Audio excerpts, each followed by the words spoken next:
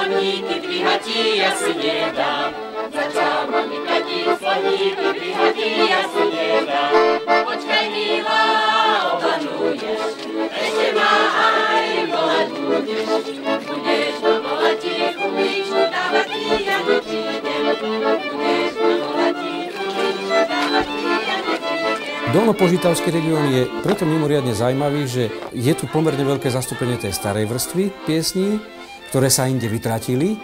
A potom veľmi silné je tu to zastúpenie tých nových piesní, tzv. Novohorského typu, ale na nich krásne vidno, aká pestrá je táto skupina piesní, lebo ani to nebola homogénna vrstva piesní, veď oni sa rodili niekedy koncom 18. začiatkom 19. storočia a pokiaľ prišli na toto územie, tak aj za nimi je obrovské množstvo rôznych melodických typov, variantov a tak ďalej. A mi sa nesmierne páči, že práve Dolnožitavský región je ten, v ktorom vidno, že aj tie nové piesne, to nie je len jednoliatá skupina, ale že aj v nich možno vidieť rôzne tie podvrstvy a krásne ukazujú, ako oni prichádzali sem, aby sa tu napájali na ten typický slovenský repertoár, ak by sa menili, vyvíjali a vznikali nové varianty a nové typy. Toto podľa môjho názoru nevidno takto demonstratívne a príkladne, možno vidno len v málo ktorých iných regiónoch na Slovensku.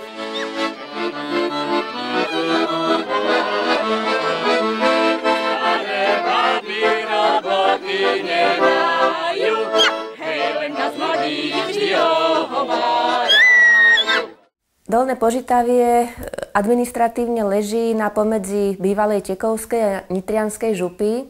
A práve toto pomedzie je také pomerne málo výrazné. Tam nie je jednoznačná hranica medzi týmito regiónmi a prepojenie je fakticky cez toto Dolné Požitavie.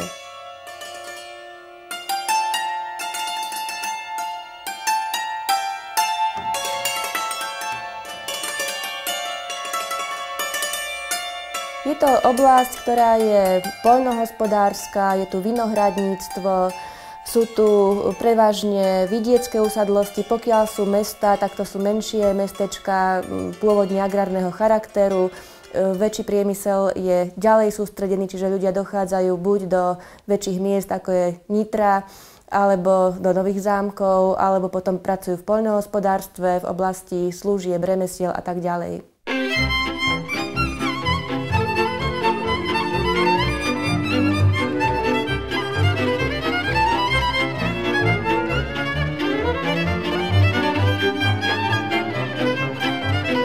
Zaujímavosťou je, že obyvateľstvo sa tu menilo, mnohé obce mali viac maďarského etnika, ale už v medzivojnovom období a potom hlavne po druhej svetovej vojne tu vyslovene vznikli niektoré nové obce, do ktorých sa nasťahovali obyvatelia aj severnejších regiónov, takže sem priniesli aj kultúru z iných častí Slovenska a vytvorila sa tu vlastne taká špecifická zmes aj miestnej kultúry, tradičnej, ale aj rôznych iných prvkov. Takže práve tá kultúra je zaujímavá tým, že ona nie je taká celkom jednoznačná.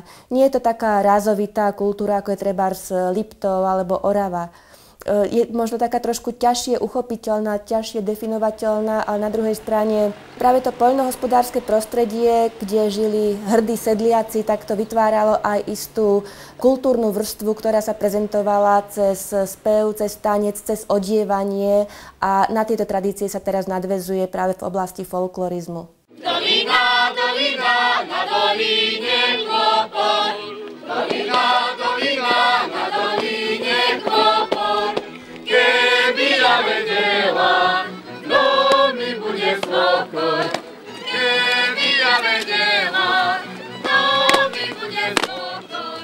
Či to domček na to máš. Medzi sedliakmi boli vlastne aj schudobnení zemania, čo je vlastne nižšia šlachta, ktorá však žila už veľmi podobne ako nešlachtické obyvateľstvo, ale to povedomie zemianstva tu zostáva a zostávajú aj rôzne prvky, ktoré sa prejavili napríklad v odeve. Títo zemiania boli aj na vidieku, ale aj v mestách ako v Zlatých Moravciach, ale boli treba aj v Dolnom Oháji a toto zemianské osídlenie sa potom tiahne aj smerom do Podunajska. Povedz mi, moja milá, čo robíš? Viem, ako z rozmaríš, ak vidíš. A či pojmem tej jeseni na sobáš. A čím býva, aj mne také pierko dáš, keď ťa pojmem tej jeseni na sobáš. Situácia aj vo sfére toho živého tradovania, hudobného aj tanečného folklóru sa v 20. storočí mení. Jedným z takých prelomov bolo obdobie 50. rokov po druhej svetovej vojne, kedy sa mení vôbec charakter a ráz slovenskej dediny, čo znamená, že tie prirodzené, spevné a hudobné a tanečné príležitosti sa vytrácajú. Lenže zaujímavé je to, že oni sa možno vytrácajú niekde silnejšie, niekde slabšie, ale predsa len mnohé z tých piesní vlastne nám zostalo živých až do súčasnosti, pretože úlohu tých prirodzených, spevných a hudobných príležitostí prevzali možno miestne folklórne skupiny, folklórne súbory a vôbec folklórne kolektívy, ktoré majú práve v tom zachovávaní, v tradovaní a v ďalšom šírení a možno udržiavaní tej folklórnej tradície nezastupiteľnú úlohu. Nemusím sa s vašim synom vyprávať, môžete si ho v lesi kravy zatvárať. Nemusím sa zhovárať nikedy, nemusím sa s vašim synom vyprávať, môžete si ho v lesi kravy. Pre mňa osobne dedinská folklórna skupina je ideálnym pojitkom všetkých vekových generácií a vtedy to funguje fantasticky.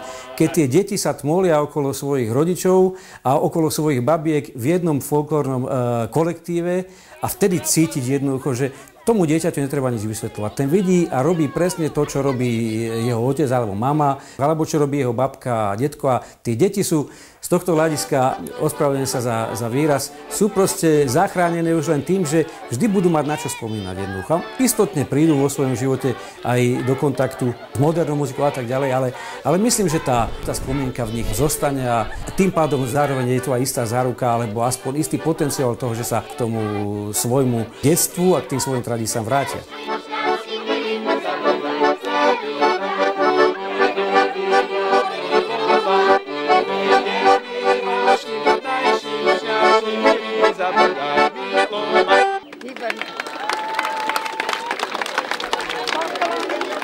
Obec Maňa je veľmi zaujímavá obec, čo sa týka slovenskej histórie, bo sa tu narodili vynikajúce osobnosti slovenského duchovného, kultúrneho života. Spomeniem napríklad pána arcibiskupa Dominika Hrušovského, ktorý o tejto svojej rodnej obci hovorí s obrovskou školou, s materskou školou, ktorá sa zameriava na tradičnú regionálnu výchovu, na výchovu k ľudovým tradíciám a zrejme to pokračovanie tradícií od generácie na generáciu pripravilo aj takéto podujatie, ako sú požitavské folklórne slávnosti.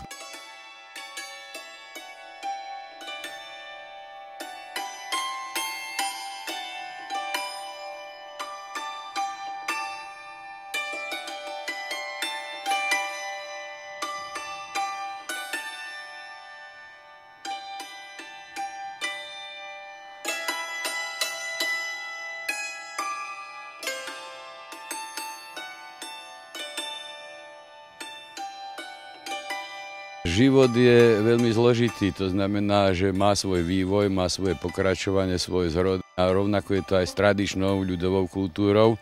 Niekedy bola súčasťou života ľudí, potom sa z toho vyprofilo do iných takých noriem a začala etapa folklorizmu, čiže etapa organizovaných takých súčastí folklóru. A to sa prenieslo do počtu rôznych podujatí, slávností, festivalov, ale aj iných kultúrnych podujatí.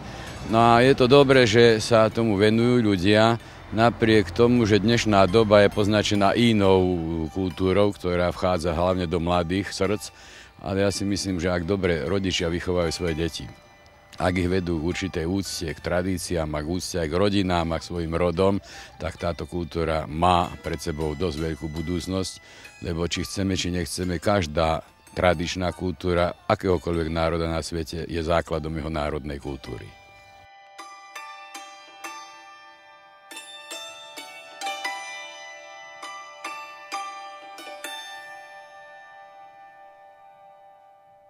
Tradičná kultúra vždy bola spojená s vierou, tak tá tradícia je veľmi potrebná a je dôležité, aby sa toto všetko dodržiavalo aj v súčasnosti. Kultúra je spojená s dušou človeka. A kde je duša, tam je priestor tiež pre Pána Boha, čiže pre vieru. A keď sa tieto dve spoja, celá postava človeka, osoba človeka sa rozvíja v tom správnom smere. Takže myslím si, že tu na obci v Máni sa o toto usilujeme. Tiež nejako, aby tá kultúra a viera vždy bola spojená a tak človek rástol vo veľkosti svojho človečenstva.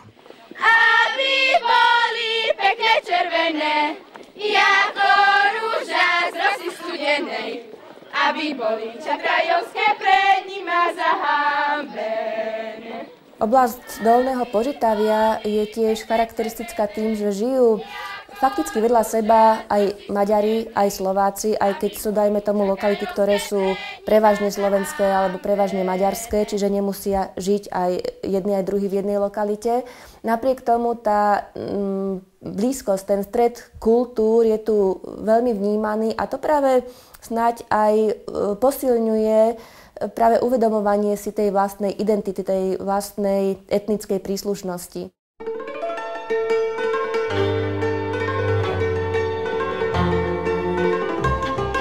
Nie náhodou sa tu aktivujú práve zložky Matice slovenskej, ktoré tu vyvíjajú veľmi aktívnu činnosť a práve aj oživovanie ľudových tradícií je viazané na tieto aktivity. A je to svojím spôsobom celkom prirodzené, pretože tá identita sa prejavuje hlavne vtedy, keď je na blízku nejaká hranica, nejaká inakosť. A vtedy sa práve má tendenciu si človek uvedomovať, kým vlastne je a v čom sú jeho špecifika v porovnaní s tými inými.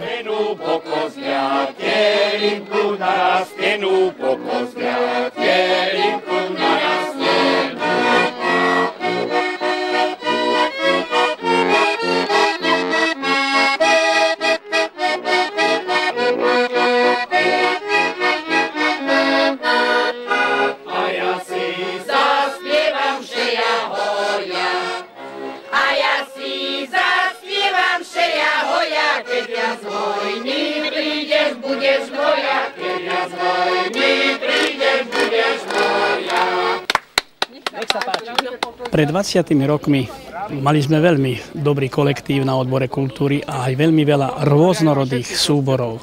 Ale poviem pravdu, že ich využitie hlavne slovenskej vetvy nebolo také, ako sme si to predstavovali. A poviem úprimne, že maďarská vetva kultúry v tom čase už mala zaužívané mnohé folklórne slávnosti v okrese, svodínske slávnosti, kamošské slávnosti. No a tedy sme si povedali, že či sme my menej schopní, aby sme cez ten folklór prebudili Slovákov.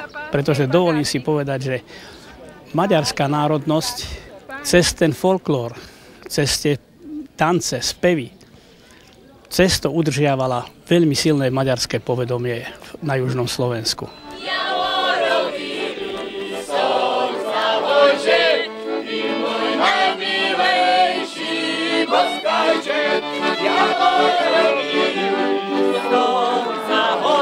A tedy sme založili túto reciprocitu tu v Mani a myslím, že sme veľmi, veľmi dobre volili, pretože Maňa sa tejto funkcie aj vtedy, aj v dnešných dňoch ujala veľmi správne a dobre.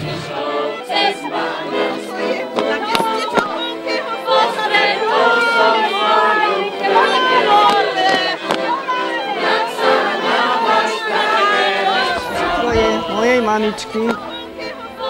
Aj vy ste ich nosili? Toto som nenosila, ale toto som nosila. Ale keď som ešte bola seliačka, u nás sa to volalo, že seliačky. A keď som sa prehodila za paňu, takže už potom som to odhodila. A toto moja mamička mali ešte, aj toto má na sobáš toto, sobášna blúzka ich.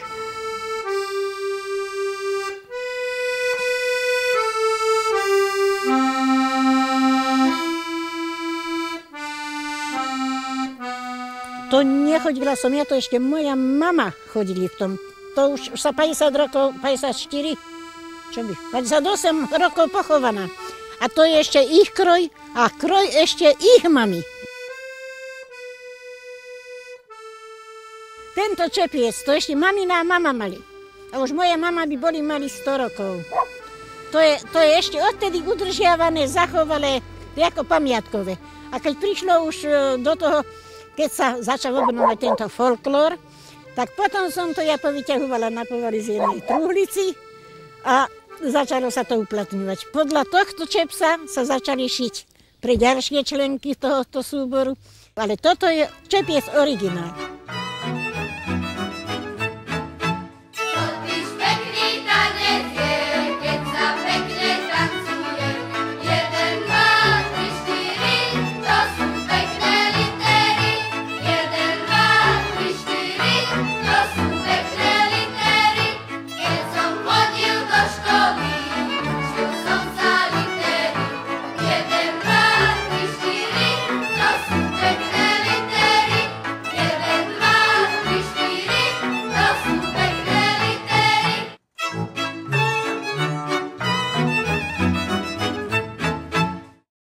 Veľká Maňa je pre nás etnológov zaujímavá práve z toho hľadiska, že tam je alternatívna škola, ktorá je zameraná na výučbu regionálnej výchovy a robia to predovšetkým cez folklór, cez ľudové tradície.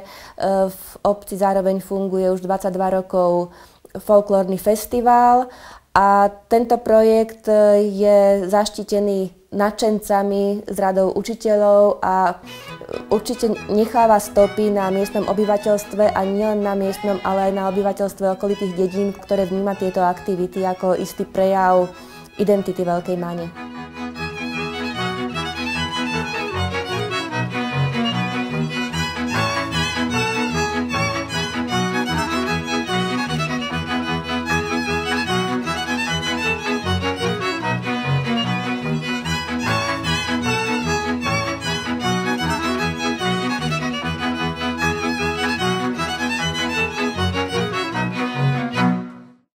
Projekt regionálnej výchovy praktizujeme už 15 rokov na našej škole. Máme zapracované prvky regionálnej výchovy do všetkých vyučovacích predmetov. Vyučujeme ľudové remeslá, máme folklórnu skupinu, detskú folklórnu skupinu Dolinka a práve teraz pripravujeme školský vzdelávací program, kde budeme mať rozpracovanú celú túto regionálnu výchovu. Chlapci, na dnešnú hodinu regionálnej výchovy sme prišli do nášho školského múzea, v ktorom si povieme, ako naši predkovia niekedy dávno žili, ako pracovali, aké nástroje a stroje používali.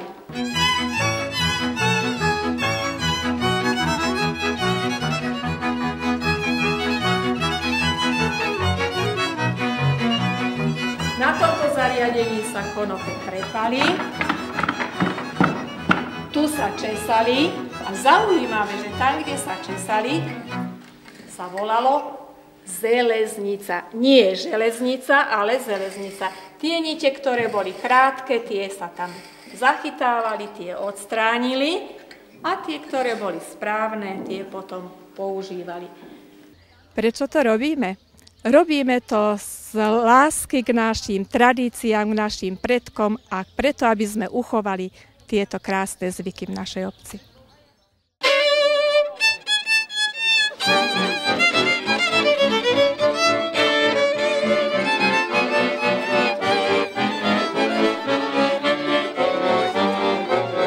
Ja pochádzam zo susednej dediny, takže pochádzam z dedinského prostredia. I keď som sa nikdy nevenoval folklóru, ale vždy mi bol folklór veľmi blízky.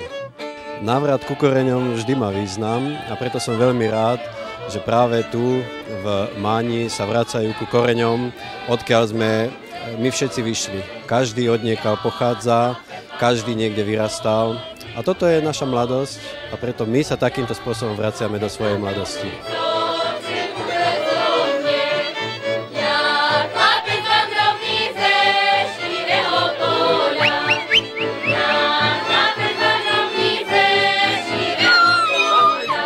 My keď sa stretávame tu so súborom, zažívame kopec srandy. Hlavne ja, čo som prišiel zo Srbska, som tu spoznal nových ľudí, nové tváre, nových veľa zážitkov a je to úplne že nádhera. Ľudia na Slovensku sa menej takí kamarátskejší ako u nás, lebo my predsa, že sme tam menšina, tak my sa viacej držíme po kope ako vy tu, že ste väčšina. Maňa a konkrétne festival tu na Mani je zaujímavý v tom, že sú tu strašne dobrosrdeční ľudia, dobré vínko a dobre sa tu cítime. Lebo máme z toho veľkú radosť, že čo sa u nás na Mani udialo, už teda každý rok, už po veľa rokov, tak ju chceme uctiť aspoň s tou maličkosťou. Vypiť a teda pečivo a u nás sa vždy dobre cítia na Mani.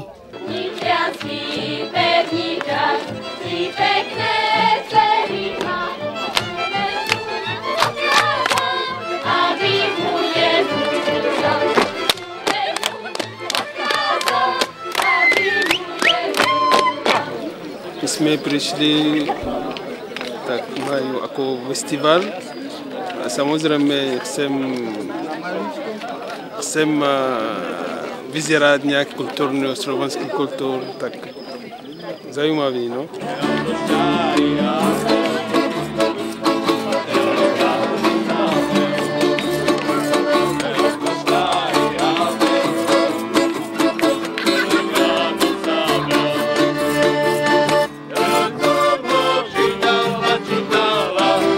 Identifikovať sa môžeme len voči niekomu.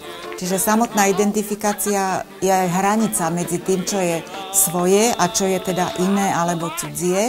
A v samotnej tradičnej kultúre bolo úplne prirodzené, že tieto rozdiely alebo teda to vnímanie tých iných sa nejakým spôsobom reflektovalo a dostalo sa do tých folklórnych prejavov, či už to bolo napodobňovanie istých znakov, tých stereotypov, teda predstav o tom, ako tí iní vyzerajú, ako ich my hodnotíme. A vlastne tým sme aj tiež demonštrovali to, že my sme takí a tí druhí sú inakší. A nie je to výsmech, ale je to proste napodobňovanie, ktoré nemusí mať v sebe obsiahnutý nejaký moment výsmechu alebo nejakého takého zhadzovania sa alebo zdôrazňovanie toho, že my sme lepší a vy ste horší, ale je to o tom, že ste iní. Jo, ale ty manipuluješ a ty nehráš. Ani nehráš, ani čo,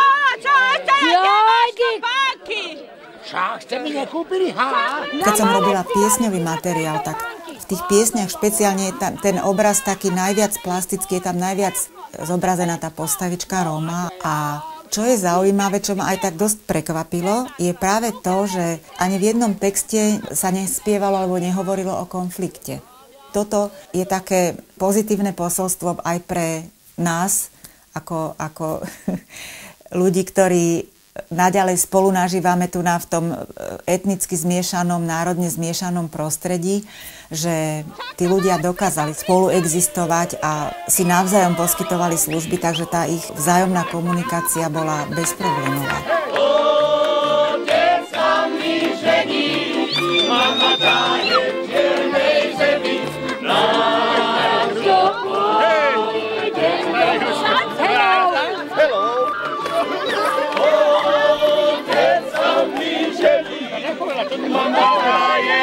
Treba si vážiť hlavne ľudí, ktorí takéto festivály, ako bola aj dneska tu u vás, že vôbec organizujú. A ja mám taký dojem, že hlavne keď sme vstúpiť do Európskej únie, že sa tamto Slovensko trošku bude strácať. Že vlastne o to viac vlastne je potrebná táto kultúra toho našho ľudového folklóru. A ja vám fandím strašne, aby ste ešte vydržali minimálne ďalších 20 rokov, aspoň na takéto úrovni, ako to bolo dnes. Ja vám úplne poviem, že bol som veľmi príjemne prekvapený, že v takejto malej dedinke, ako je Maňa, že je takýto festival.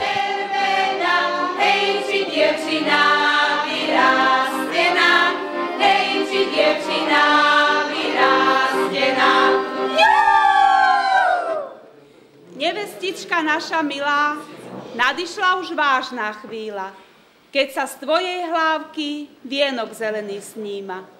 Povinnosťou družbu je spoza stola ťa vyviesť a odovzdať nám, ženám, ktoré ti na hlavu založia pekný bielený čepiec. Ak môžem zosumarizovať, tak by som povedal, že vôbec svadobné piesne na Dolnom Požitaví boli aj z hľadiska melodického, aj z hľadiska textového, boli a sú a patria k tomu najvzácnejšiemu, čo sa týka piesňového repertoáru. Chodil som ja po horách, po dolinách, až som prišiel k studienke čistej, pri ktorej stála panenka čistá. A tak som sa jej opýtal, či mi je slobodno. Lávku sťať, alebo vienok sňať? Vienok sňať.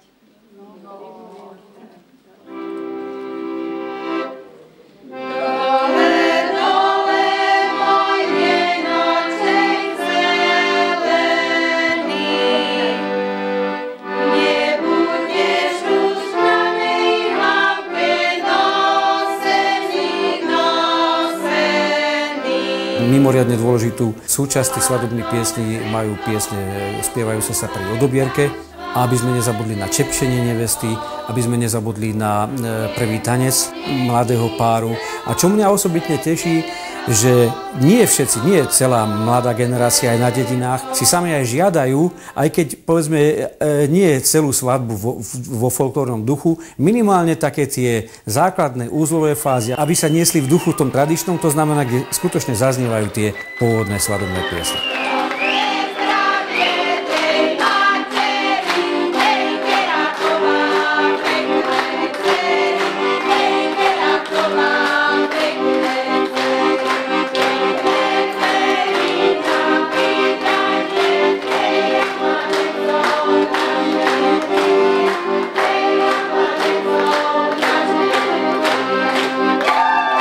Sme nadšenci folklóru. Keby sme ho nemali v srdci, keby sme ho nelúbili, tak by sme to nerobili. Pretože to je práca naviac, je to práca zadarmo, je to práca pre naše mladé generácie. A čo máme veľkú pýchu, tam máme tých našich mladých.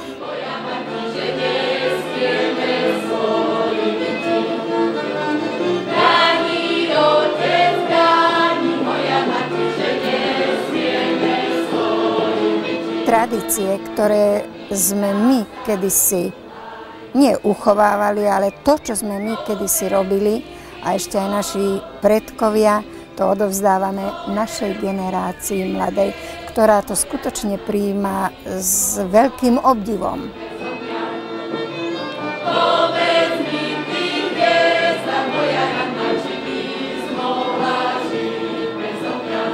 Dostať dnes mladých ľudí na takéto niečo, to je umenie. Robíme to len tak na kolene, trošku tie staršie tradície aj štilizujeme, aby to malo nejaký troška taký šmrnc. A preto to hádam aj tie naše deti prijímajú.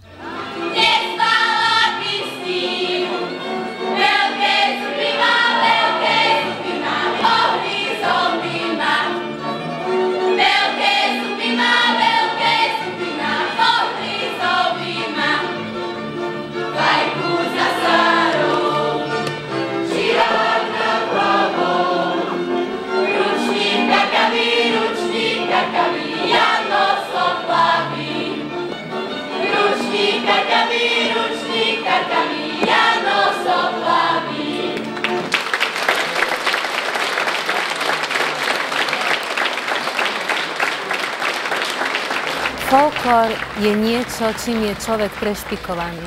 To je niečo, čo je v srdci a neviem si predstaviť, že by som bez tohto folklóru mohla žiť. To je súčasť človeka, jeho filozofia, jeho spôsob života, jeho myslenie, jeho naplňanie, jeho existencia, niečo, čo ho skutočne sprevádza po celý život.